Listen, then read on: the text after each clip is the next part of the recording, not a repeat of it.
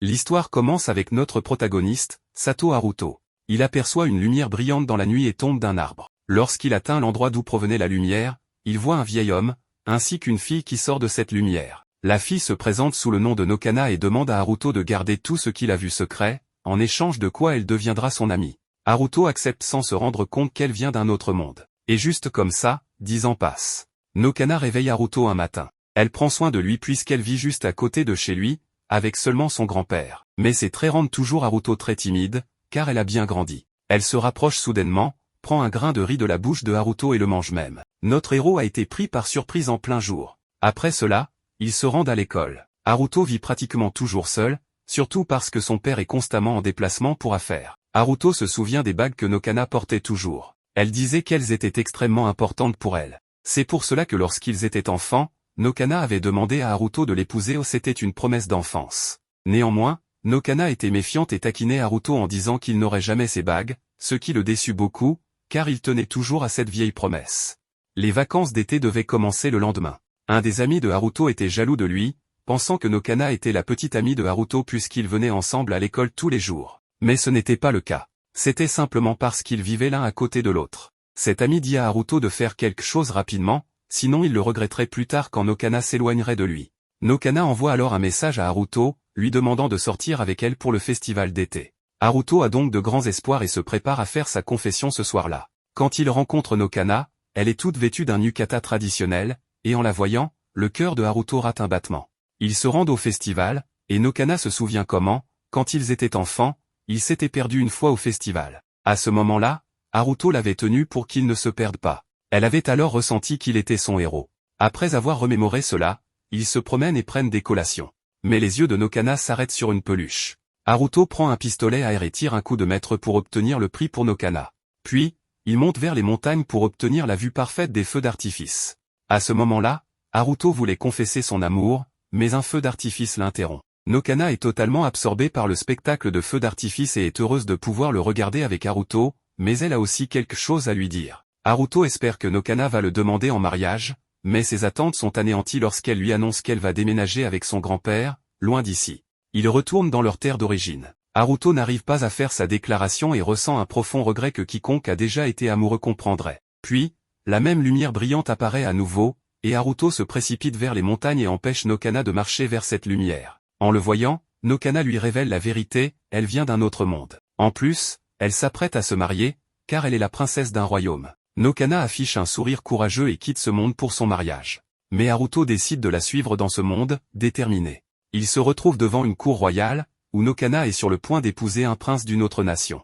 Ils sont sur le point de s'embrasser quand Haruto les interrompt. À ce moment-là, un monstre fait irruption dans le château, et le grand-père de Nokana saute pour sauver la princesse, mais il est distrait en voyant Haruto et se fait éjecter. Ils avaient besoin de la bague du roi pour vaincre le monstre, et avec un baiser de Nokana, le prince devait recevoir l'anneau de lumière. Mais au lieu de cela, Nokana embrasse Haruto et lui donne l'anneau de lumière. Par ce geste, ils remplissent la formalité du mariage. Le prince donne à Haruto sa propre épée pour combattre, et le baiser lui accorde l'anneau de lumière. Haruto tranche le monstre et le tue en un seul coup. Cependant, cela l'épuise énormément et il s'évanouit. Après un moment, il se réveille dans la chambre du couple royal avec Nokana. Elle lui rappelle qu'ils se sont embrassés, après tout. Nokana était censée épouser le prince, mais elle ne le connaissait pas assez bien et se sentait étrange à l'idée de se marier avec un inconnu. Alors, quand elle a vu Haruto, elle a décidé de l'épouser à la place. Avec ce baiser, Haruto n'a pas seulement épousé Nokana, il est aussi devenu un héros. Tous les serviteurs commençaient à parler de Haruto, le héros venu d'un autre monde qui a tué un monstre en un seul coup. Cependant, le mariage royal avec le prince était un acte politique, et la cour royale avait peur que cela affecte leur relation avec l'autre royaume et que l'empereur soit furieux des actions de Nokana. Le prince Marmaligia, néanmoins, soutient Nokana car c'était sa décision de choisir un héros et un mari, et il déclare que cet incident n'aura aucun impact sur la relation entre les deux royaumes. Alabasté intervient ensuite pour calmer la cour, puis ouvre les portes et présente le héros au civil. Le public est excité de voir le sauveur du monde, le roi de l'anneau. Haruto doit prononcer quelques mots, mais il se trompe un peu. Plus tard, alors qu'il prend un bain, Nokana entre puisqu'ils sont maintenant jeunes mariés. Nokana s'excuse auprès de Haruto, car elle savait ce qui allait lui arriver après lui avoir donné l'anneau. Haruto est totalement étranger aux problèmes de ce monde, et Nokana se sent coupable de l'avoir entraîné dans tout cela. Mais Haruto se sent bien, car la Vierge de la Lumière l'a choisi comme son mari. Concernant la transmigration, Haruto dit à Nokana qu'il va rester ici avec elle, car le monstre de tout à l'heure était après elle. Il veut rester à ses côtés pour la protéger. Nokana semble profondément touché par les paroles de Haruto, car lorsqu'ils étaient enfants, Nokana était souvent harcelé à cause de la couleur différente de ses cheveux, mais Haruto restait toujours à ses côtés comme un héros. Cela la touche, mais la situation actuelle reste compliquée, et Nokana, un peu gênée, finit par dire que leur mariage n'est que pour faire bonne figure, qu'elle a choisi Haruto dans la précipitation. Malgré tout, Haruto est heureux que Nokana l'ait choisi. Elle lui dit alors qu'elle l'aime, mais seulement en tant qu'amie, et Haruto ressent la même chose. Mais soudain, une cloche retentit pour alerter toute la capitale d'une attaque, et Haruto et Nokana se précipitent hors du bain. Évidemment, les soldats pensent qu'ils ont été dérangés pendant leur moment de détente. Quoi qu'il en soit, il y a une invasion de monstres, et les soldats espèrent que Haruto les combattra plus qu'il est le roi de l'anneau, même s'il n'a pas d'expérience de combat. Haruto se décide à remplir son devoir de roi, et Alabasté lui explique comment son pouvoir de lumière fonctionne contre les forces du mal, ce qui l'aide à créer une arme pour le combat. Haruto comprend un peu son pouvoir et jure de protéger Nokana. En entendant cela, Nokana l'embrasse à nouveau pour lui porter chance. Haruto se prépare alors pour le combat. Il commence à les abattre et sauve la vie d'une servante. Cette fois-ci, il ne perd pas connaissance comme la dernière fois qu'il a utilisé les pouvoirs de lumière, grâce au baiser de Nokana. Cependant, le démon qui lançait ses attaques apparaît et voit l'anneau de lumière sur la main de Haruto, réalisant qu'il est le roi de l'anneau. Le démon concentre son attention sur lui. Alabasté conseille à Haruto de ne pas se précipiter pour attaquer, mais il ne l'écoute pas et est projeté comme un caillou. Heureusement, ses pouvoirs le protègent de se casser les os. Alabasté lui conseille de s'enfuir immédiatement, car Haruto n'est pas encore assez puissant. Malgré cela, le roi des abysses a envoyé le chevalier des abysses pour tuer le roi de l'anneau, un chevalier très puissant doté de puissante magie. Alabasté érige un immense mur de pierre pour gagner du temps et leur permettre de s'échapper, mais de l'autre côté, le chevalier démon a déjà bloqué leur sortie. C'est alors que le prince Marmaligia arrive et couvre le démon de flamme. Il leur dit de quitter le château immédiatement, mais Haruto s'inquiète pour Nokana. Le prince leur demande de le suivre dehors, où Nokana est déjà dans une calèche, prête à partir. Marmaligia a déjà organisé leur fuite. Alabasté dit à Haruto qu'il n'est pas encore assez puissant pour affronter des monstres de ce niveau. Pour déployer la pleine puissance de l'anneau, il doit obtenir les 4 autres anneaux, ce qui signifie précisément que Haruto doit épouser les 4 autres princesses pour les obtenir, formant ainsi un harem de princesses. Nokana est contrarié en entendant cela. Il s'arrête ensuite dans une auberge, où seules 2 chambres sont disponibles. Le couple a donc sa propre chambre. Avant de se coucher, Alabasté raconte à Haruto qu'il y a longtemps, lorsque le monde sombrait dans les ténèbres, le roi de l'anneau est apparu et a créé 5 anneaux de lumière, vent, eau, feu et terre. Avec ces anneaux, il a combattu les ténèbres et ramené la paix dans le monde. Après cela, il s'est marié avec 5 princesses, et les anneaux ont été transmis aux descendants des 5 nations. Cela symbolise le lien entre les princesses et le roi de l'anneau. Maintenant que le roi des abysses est ressuscité, le roi de l'anneau doit remplir son devoir, obtenir les anneaux des 5 princesses et utiliser leur pouvoir pour sceller à nouveau le roi des abysses. Dans leur chambre, Nokana dit à Haruto que le mariage n'est qu'une formalité, et qu'il ne devrait pas se sentir accablé par cela. Mais Haruto souffre de ses blessures, et Nokana remarque que son dos est en piteux état. Elle se sent écrasée par la culpabilité de l'avoir choisi comme roi de l'anneau et s'enfuit. Haruto la suit, mais il croise Marmaligia, qui lui dit que Nokana vient juste de passer par là. Marmaligia comprend que quelque chose s'est passé entre eux et que cela est dû au fardeau de leur rôle respectif de roi de l'anneau et de princesse de l'anneau. Il dit à Haruto de ne pas se sentir accablé par ce devoir, car il est venu dans ce monde pour suivre Nokana et a même accepté de devenir le roi de l'anneau pour combattre les démons. Haruto poursuit Nokana et la retrouve près du jardin du lac. Il lui avoue son amour et lui dit de ne pas se sentir coupable, car il a fait ce choix de son plein gré. Nokana devient honnête à son tour et lui explique qu'elle s'était résolue à sauver le monde en épousant Marche, mais cette détermination s'est effondrée lorsqu'elle a revu Haruto, car elle l'aime de tout son cœur. Elle n'aime pas l'idée qu'il épouse d'autres princesses et qu'il soit blessé en combattant le roi démon, et elle ne veut pas d'autres filles à ses côtés, mais c'est leur destin. Elle promet alors de se résigner à accepter ce destin et demande à Haruto de la considérer comme sa véritable épouse. Cependant, bien que l'ambiance soit propice, les deux se sentent nerveux car c'est censé être leur première nuit en tant que mari et femme. Nokana dit à Haruto qu'elle est prête, mais il remarque qu'elle tremble légèrement. Haruto décide de se retenir, estimant qu'ils devraient prendre leur temps pour construire leur lien.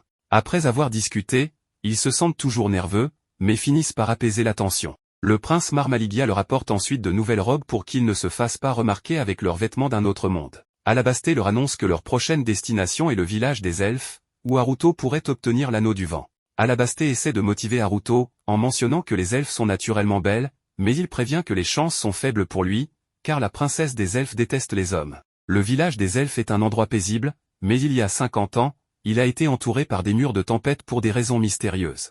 À l'extérieur du village, un ours les accueille en ouvrant ses bras, ce qui les fait fuir pour sauver leur vie. Heureusement, quelqu'un les prend en charge et les mène à travers un passage secret, où ils rencontrent des elfes. Haruto se présente comme le roi de l'anneau, mais Nokana l'avertit que toutes les nations possédant un anneau ne sont pas coopératives. Les elfes leur disent de les suivre et les préviennent que les choses risquent de mal se passer avec la princesse des elfes. Après avoir traversé le tunnel, ils arrivent à Lonka, la nation des elfes, et se rendent directement pour rencontrer la princesse. La princesse des elfes est méfiante envers Haruto et Nokana.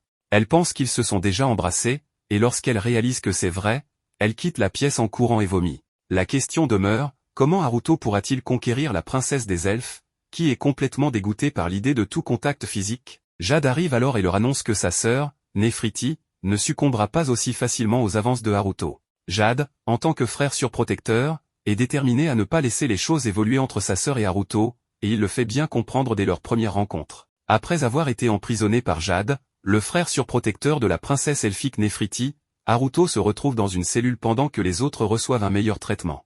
Jade est extrêmement protecteur envers sa sœur, qu'il juge trop jeune pour se marier, même si elle a déjà 54 ans. Il veut qu'elle attende encore au moins 80 ans avant de se marier, trouvant cela absurde qu'elle doive le faire si tôt. Pour lui, tant que la barrière de vent protège la nation des elfes, le roi des abysses ne pourra pas les attaquer. 3 jours plus tard, une elfe âgée et sage s'introduit dans la cellule de Haruto pour comprendre pourquoi il veut obtenir l'anneau. Haruto lui explique qu'il veut simplement rendre Nokana heureuse et mener une vie de mariage paisible avec elle. Touché par sa détermination, l'elfe l'aide à sortir de la cellule et le mène au sanctuaire du vent, où réside l'anneau de vent. Là-bas, il voit Nefriti, une beauté inégalée, venue prier devant les statues de ses parents. L'aîné révèle à Haruto que les statues sont les parents de Nefriti, qui se sont transformés en pierre pour maintenir la puissance de l'anneau et la barrière. Lorsque Nefriti entend la voix de Haruto, elle s'évanouit immédiatement. L'aîné emmène alors Nefriti et Haruto hors du sanctuaire, et les conduit à sa maison pour s'assurer que tout le monde soit en sécurité. Pendant ce temps, Jade apprend que sa sœur a quitté le sanctuaire, et décide de se rendre chez l'aîné pour vérifier la situation. Lorsqu'elle se réveille, Nefriti est de nouveau si effrayée qu'elle vomit, ce qui rend Haruto embarrassé, car il doit laver leurs vêtements salis. Nefriti, ayant grandi à l'intérieur des murs du château, n'a que des histoires effrayantes concernant un homme venu d'un autre monde, ce qui a alimenté sa peur envers Haruto. Mais en apprenant que Haruto est bien un homme venu d'un autre monde, elle commence à s'intéresser à lui, curieuse de savoir à quoi ressemble réellement ce monde mystérieux qu'elle imagine rempli de monstres. Haruto la rassure en expliquant que son monde est, en réalité, généralement paisible. La princesse, bien que méfiante, semble intriguée par ce que Haruto représente, et la connexion entre eux commence à se développer, malgré les réticences de Jade. Nefriti, curieuse de découvrir le monde extérieur, pense qu'il doit y avoir des elfes dans le monde de Haruto, ce qui la rend enthousiaste. Haruto, gêné par la situation, s'excuse pour son faux espoir. Nefriti ouvre alors son cœur, expliquant qu'elle a toujours été effrayée par la vérité sur le monde extérieur, tout en rêvant de l'explorer. Haruto, comprenant sa situation, la rassure en lui disant que même sans pouvoir spécial, il a suivi Nokana dans ce monde par amour, convaincu que tout finirait par s'arranger s'il y mettait les efforts nécessaires. Séduite par sa manière de penser, Nefriti accepte l'idée d'explorer le monde avec lui. Cependant, juste au moment où tout semble bien se passer, Jade intervient et rappelle à Nefriti la promesse qu'elle avait faite à leurs parents. Cette intervention ramène Nefriti du côté de Jade, et ce dernier en profite pour accuser Haruto d'avoir kidnappé la princesse. L'aîné prend la responsabilité de la situation, mais Jade en profite pour interdire toute future rencontre entre Haruto et Nefriti. La situation ne se passe pas comme prévu, et lorsqu'Haruto et Nokana se retrouvent, Nokana exprime sa jalousie en voyant la proximité entre Haruto et Nefriti. L'aîné revient alors pour s'excuser auprès de Nokana et explique davantage sur l'histoire de la famille de Nefriti. Jade et Nefriti ne sont pas les premiers de leur lignée à avoir hérité de l'anneau du vent. En effet, la sœur aînée de la mère de Jade, qui était censée hériter de l'anneau, était tombée amoureuse d'un voyageur humain. Leur relation avait suscité de vives critiques parmi les elfes, au point que des rumeurs s'étaient répandues selon lesquelles l'humain ne s'intéressait qu'à l'anneau du vent. Peu à peu, ces rumeurs s'étaient transformées en vérité aux yeux des elfes, et ils avaient tout fait pour séparer le couple. Cependant, plus la pression augmentait, plus l'amour de la princesse pour l'humain grandissait. Finalement, le voyageur avait quitté la princesse, probablement banni ou tué par les elfes. Désespérée et pleine de ressentiment, la princesse avait maudit la nation elfique, prédisant que Ranka, leur nation, serait engloutie par l'abîme et que l'héritage de l'anneau serait brisé. Cet événement avait laissé une marque profonde sur la communauté elfe. Quand les parents de Nefriti avaient hérité de l'anneau, ils avaient décidé d'utiliser tout son pouvoir pour protéger leur village par une barrière magique, un acte qui leur coûta la vie. Avant de se transformer en statue, ils avaient fait promettre à Nefriti de ne jamais quitter le village, et c'est pour cela qu'elle est restée enfermée depuis ce jour, fidèle à la promesse faite à sa mère. La question est maintenant de savoir comment Haruto pourrait résoudre ce problème familial complexe pour permettre à Néfriti de vivre sa vie et potentiellement obtenir l'anneau du vent. Alors que l'histoire continue, Alabasté dit à Haruto d'abandonner Néfriti, car l'armée du roi des Abysses est proche, et une guerre pourrait éclater à tout moment. Il serait donc sage d'épouser une autre princesse des anneaux pour obtenir un autre anneau. Partir est la meilleure option, car Haruto n'est même pas assez fort pour battre un chevalier des Abysses. Ils écoutent donc Alabasté, et Jade est heureux que Haruto s'en aille. Mais un serviteur arrive et les informe qu'un monstre abyssal puissant a traversé le mur de vent, et que d'autres monstres envahissent maintenant le village des elfes. Haruto et son groupe voient le monstre abyssal et abandonnent leur plan de partir. Nokana embrasse Haruto pour lui donner un coup de pouce magique, car les monstres saccagent la terre des elfes. Pendant ce temps, Néfriti apprend la nouvelle des monstres par l'ancien, mais elle pense que son frère fera quelque chose. L'ancien est déçu par Néfriti, car un chevalier des abysses a réussi à pénétrer dans le château pour voler l'anneau du vent, que l'ancien roi et la reine avaient protégé en se transformant en pierre pour sauver le village des elfes. Jade arrive pour stopper le chevalier des abysses avec son propre pouvoir, mais il n'est pas de taille et est projeté contre un mur. Alors qu'il se prépare à encaisser une attaque puissante, Alabasté repousse l'attaque. Jade n'aime pas le retour de Haruto, mais ce dernier le rassure en lui disant qu'il n'est pas revenu pour lui, mais pour Néfriti. Cette fois, Haruto a reçu un coup de pouce grâce à un baiser, mais même avec ce pouvoir supplémentaire, il a encore du mal à affronter le chevalier des abysses. Nokana sait que Haruto veut la protéger, c'est pourquoi il est là, mais ses pouvoirs restent insuffisants pour combattre. Bien qu'elle en soit consciente, elle est tout de même blessée en se rappelant que Néfriti était proche de Haruto. Elle sait toutefois que la vie de Haruto serait en danger s'il n'obtenait pas le pouvoir d'un autre anneau. Elle prend donc une décision et va voir Néfriti pour la supplier d'épouser Haruto, car il ne renoncera pas, et les monstres sont après l'anneau du vent. L'ancien arrive pour gagner du temps pour Haruto. Nokana partage que ses parents sont morts en la protégeant et les anneaux, leur situation étant similaire à celle de Néfriti, dont les parents sont également morts pour créer la barrière de vent afin de libérer Néfriti de son rôle de princesse des anneaux. Néfriti veut honorer le dernier vœu de ses parents, mais c'est pour cette raison qu'elle veut protéger tout le monde, car elle a le pouvoir de le faire, contrairement à Nokana. Néfriti réalise que tout le monde se bat parce qu'ils ont une responsabilité dans leur rôle, mais Nokana lui explique qu'Haruto se bat pour protéger le village des elfes parce que c'est chez elle, et qu'il met sa vie en jeu sans aucune avidité. Cela blesse Nokana, car son soutien ne suffit plus. Elle supplie donc Néfriti de sauver Haruto, ce qui attendrit le cœur de Néfriti. Elles retournent toutes les deux au sanctuaire, armées d'un énorme marteau, et brisent la pierre de leurs propres parents pour libérer les anneaux. La barrière disparaît, et Néfriti embrasse Haruto pour l'épouser, ce qui lui permet d'obtenir l'anneau du vent. Cet anneau symbolise la preuve de leur mariage, et leur lien crée une immense démonstration de pouvoir qui élimine tous les monstres dans la région. Le chevalier des abysses est maintenant affaibli, et Alabasté fait signe à Haruto, qui saisit l'occasion pour planter son épée à travers le masque du chevalier. Cependant, Haruto utilise beaucoup de pouvoir des anneaux et finit par s'évanouir. Après cela, Haruto se réveille aux côtés de ses épouses, et l'ancien est impressionné qu'il ait survécu après avoir utilisé autant de pouvoir des anneaux. Une femme entre alors pour remercier Haruto d'avoir sauvé Ranka du roi des abysses.